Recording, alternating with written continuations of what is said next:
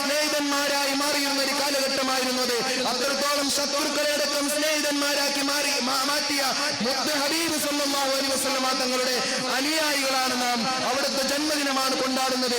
ഇങ്ങനെയുള്ള സന്ദർഭത്തിൽ അവിടുത്തെ പാഠങ്ങൾ ജീവിതത്തിൽ ഉൾക്കൊണ്ടില്ലെങ്കിൽ പിന്നെ ഈ ജന്മദിനം കൊണ്ട് നാം എന്താണ് ലോകത്തിലേക്ക് പഠിപ്പിക്കുന്നത്? ഞാൻ അധികമായൊന്നും പറയാൻ ഉദ്ദേശിക്കുന്നില്ല. ദലായി ലാമ നമുക്കറിയാം, 14th ദലായി ലാമ എന്നറിയപ്പെടുന്ന ആ മനുഷ്യൻ, ബൗദ്ധമതത്തിന്റെ ഏറ്റവും വലിയ നായകനായ ആ മനുഷ്യൻ പറഞ്ഞത്, ഈ ലോകത്തിലേക്ക് ശാന്തിയുടെ പാഠം പഠിപ്പിക്കണമെങ്കിൽ